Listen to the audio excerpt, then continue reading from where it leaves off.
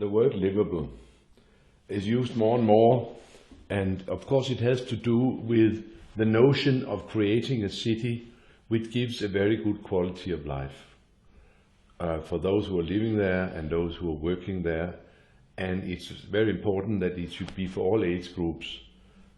We normally say that if the kids from at 8 are happy and the people at 80 are happy, then you have a good city, because those in between, they will manage. So a livable city is a city which provides good conditions for an ordinary good life, healthy, interesting, and whatever, safe.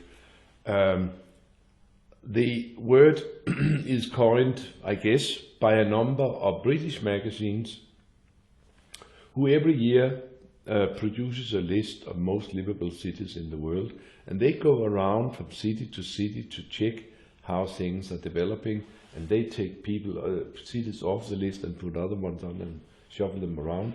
Each of these lists, one list is the list of the magazine Monocle, and the other is the list of the magazine The Economist, and the third list is called the Mercer's List of Livable Cities. They are between 10 or 35 cities on these various lists, and each of them have their own definition and their own set of things which they look for. But it's interesting that all of them have the same 5 on top every time. And it's very nice for me as a person from Copenhagen and a person who has worked with cities around the world to see that Copenhagen and Melbourne are always among the first 5. They're the ones I work most with. And other cities I work with are also very frequent on the list.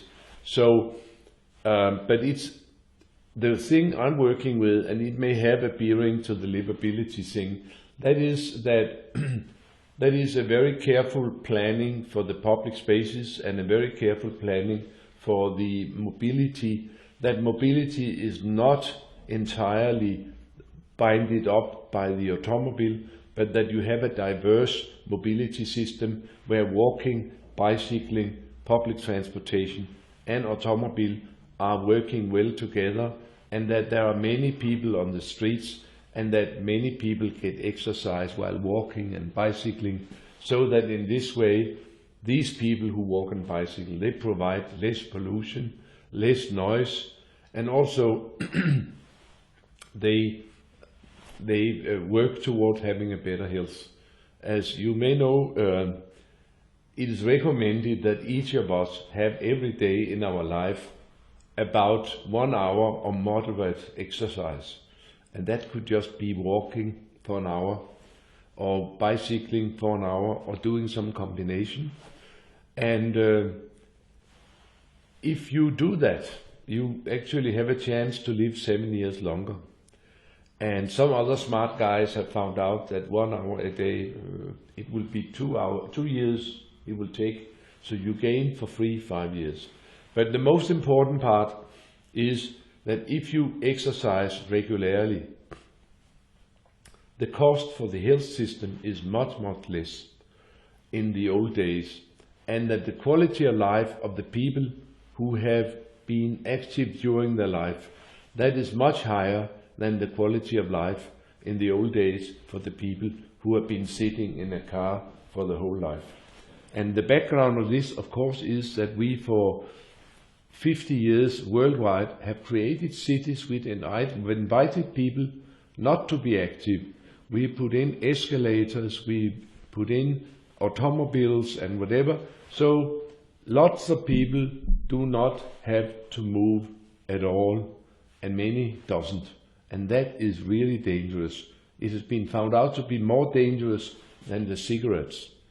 More people are now dying for lack of exercise or lack of movement. It's not exercise, it's not sweat, it's just moving your body regularly.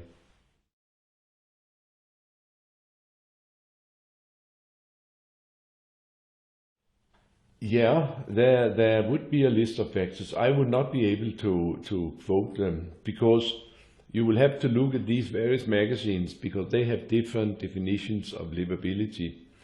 But as far as I'm concerned, I'm working very much with the public space and making the public space wonderful and inviting so that people will spend time in the shared spaces, in the public spaces of the city, and that they will be invited, feel invited to do some of their journeys walking or bicycling. And also, of course, we found that if you are to make good public transportation system, you need a good public realm, because people will have to walk from the home to the train in comfort and style at all times of the day and night.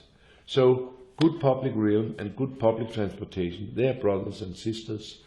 And in the years to come, where increasingly we will be forced to realize that the days of cheap petroleum and cheap gasoline, they are over, and that we cannot continue polluting the air and creating all these CO2.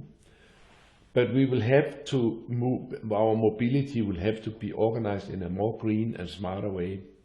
Then I'm quite sure that very smart systems of public transportation, business class trams, city trams, and fast trains and whatever, will play increasingly a bigger role in the mobility of mankind.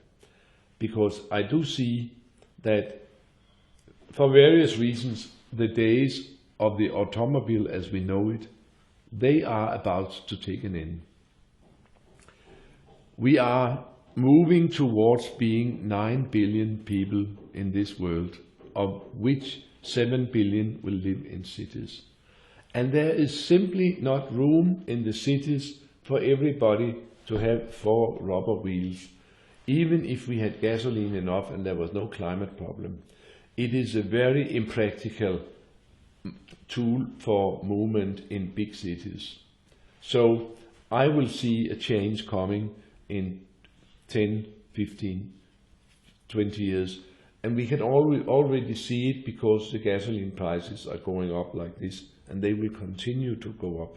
And we know that the oil will take an end in 20, 25 years, and that because it's so difficult to suck up the last drops of oil, it will be, for 2 reasons, very expensive, because there's not too much of it, and it's so expensive to drill and produce.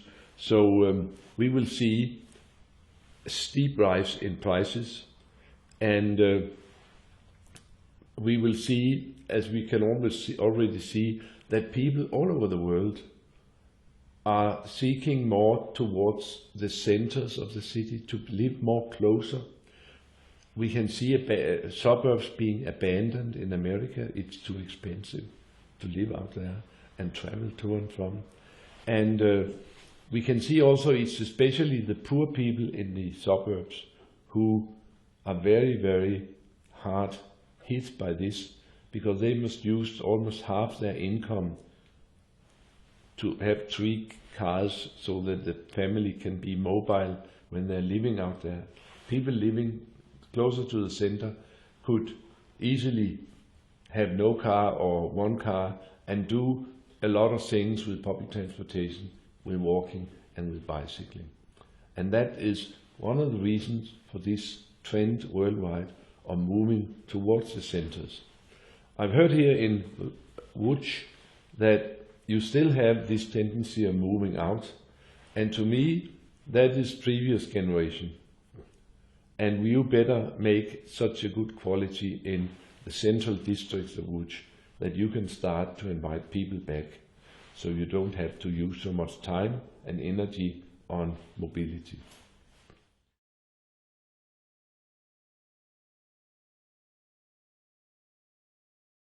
Yeah, I started my work with taking an interest in how people were treated in city planning. I started that 50 years ago, because it dawned on me that because of a number of changes in the way cities were being planned and the transportation was being organized, then people had been completely overlooked in the process and were actually treated very badly. And what happened was that life in the public spaces disappeared. People was not amused of walking in the new suburbs of high-rise buildings. Wow, why should they? Or coming down and sitting on the lawn and looking up at the house. So there was a distinct change in how public spaces were used, and also people were increasingly chased by the automobile to get out of the way and go home, please. We don't want you. So I work with that what is the importance of public space? What is the importance of people meeting other people in the public space? What role does it have for democracy, for social cohesion, for social sustainability? And the moment you don't have public space anymore, you really can feel that you in the society have lost a very, very important commodity which we have had throughout our habitation in cities in centuries, in millenniums. And now people have increasingly realized that when life is erased from cities, we start to want it back. And also as people have come to see the consequences of the various modes of city planning, more and more people react by asking for some of the stuff. There are other reasons. That is, generally in Europe, people are now able to travel more and more. So most of us have been to places which are very nice. Then we come home and ask our mayor, why can't we have this place nice also? And again, it's a very good idea to make your place nice also, because then maybe people will not have to go to Egypt all the time, or to other places, or to Italy, whatever, because they could have a lot of joy here in Lodz, in wonderful places, but we need to create these places. We've seen this happen in a number of cities. Maybe people still go to other places, but then other people come rushing to say Copenhagen, because it has a famous position as one of the nicest cities in the world, well worth a visit. And that's very good for the economy. And what we know today is that in the global world, cities are increasingly competing on livability. If you want to attract investments, and if you want to attract new residents, and if you want to attract conferences and tourists, all these groups, they ask for livability. Is it a nice city? Is it good quality for living? Because I will not invest in a city where my employees will be treated badly and they don't want to go and whatever. So a lot is known in the world about which cities are addressing these questions and which cities are not. And it's very evident that those who have this livability rating, they have a better economy generally. And the cheapest thing you can invest in are actually public spaces, pedestrians and bicycles. There is no infrastructure which is cheaper than that.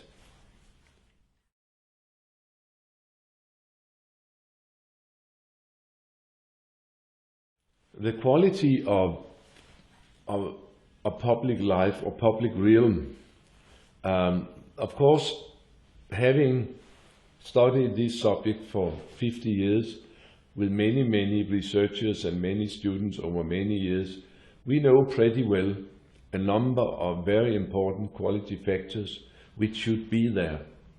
And we know also how we can chase people away, no problem. So it's really possible, like in all other professions, to set up lists of things you should look after and lists of things you should try to prevent if you want people to feel invited to use the spaces of this city, to go bicycling in this city, or to walk in this city, or combine walk and public transportation. I told yesterday about some of the new movements in transportation, about Copenhagen, where we actually have two transportation systems. We have the automobile system, But then we also have the bicycle system, which is combined with the public transportation, because you can take for free your bicycle along in the trains and the metro. That means that you can go over long distances, do a little bit of pedaling to the station, take your bicycle along, and then pedal again. Other people, they have two bicycles, one here and one there, so they just put it at the station in either end, to not to have to take the bike in and out of the train 2 times a day or 4 times a day. So it could be developed into an alternative transportation system, and of course it is much better for the environment, and it is much better for the health of the people who do it.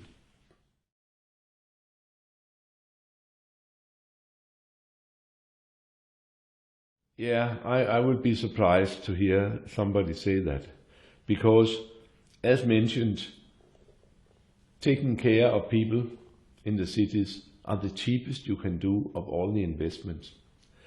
And it is interesting that some very famous examples from developing countries do exist. One is from Bogota in Colombia, where for a period all the investments went for pedestrians and bicycles. Firstly, they realized that in that situation 80% had no car and were rather poor. And then the politicians realized that to make a better economy in the city, they should not put in more roads for the 20%, but they should put in more buses, more bike lanes, more sidewalks, so that the other 80% could quicker get around and find jobs in other parts of the city. So after many years of making more and more roads for the 20%, they started to make more and more infrastructure for the 80% as a means of stepping up the economy. Especially in the developing country, these groups of people who move by their own muscles are the majority, and they are the poor people, and that's a sure way of improving their quality of life and also their economy.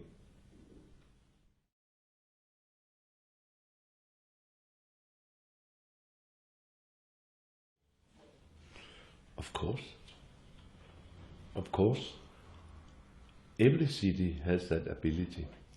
And I think it's interesting that among the very nice cities in the world are cities which are 100 or 200 years old, cities in South America, in North America, or in Australia, which are built with wide streets and built very rapidly and whatever, and they have been, some of them, converted wonderfully into very, very nice cities.